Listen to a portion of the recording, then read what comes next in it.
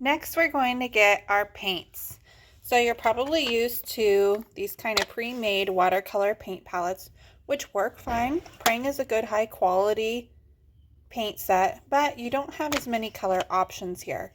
You can use one of these, but I want to show you how to set up a better paint palette.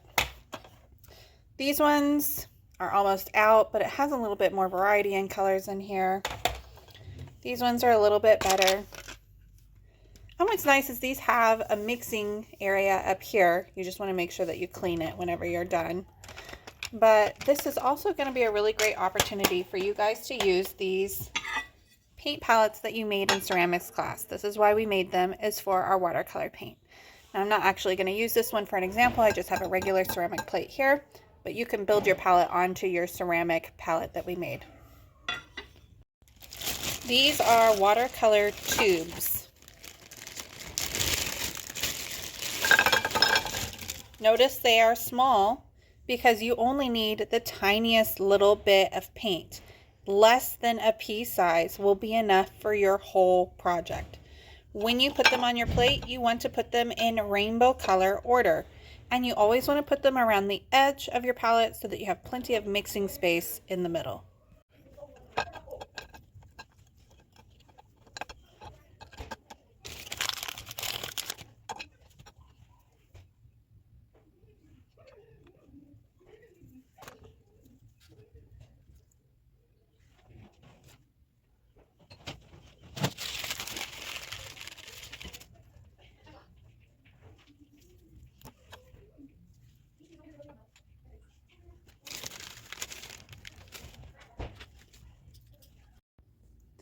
When you're pouring the paint out of these tubes, the very first time you might have a little bit of brown liquid that comes out.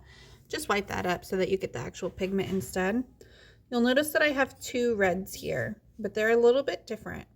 This one is a warm red. It has that fiery hot feel to it, compared to this one is a cool red. It has a deeper, darker, cool kind of a tone to it. When you are mixing, it is important to have both tones of colors so that you can mix things to come forward with your warm or to set back in the distance with your cool color tones. And when you mix colors, just like with the reds, we have some yellows, we have some warm yellows and cool yellows. I would mix my warms with my warms and my cools with my cools. That way they don't get all muddy.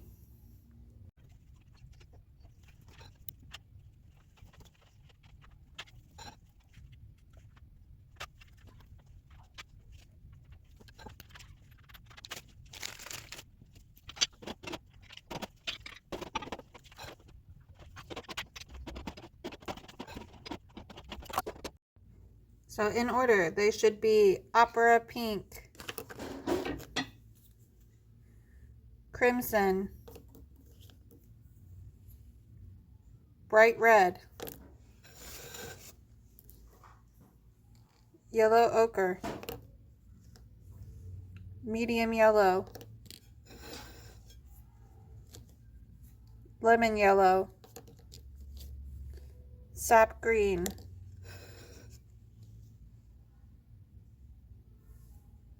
viridian,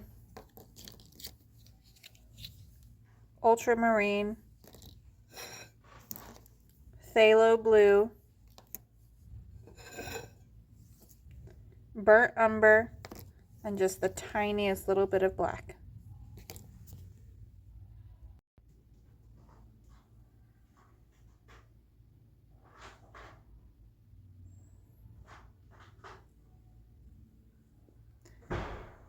We're not using white. We don't need white. We have the white of the paper. That's how you get a lighter color.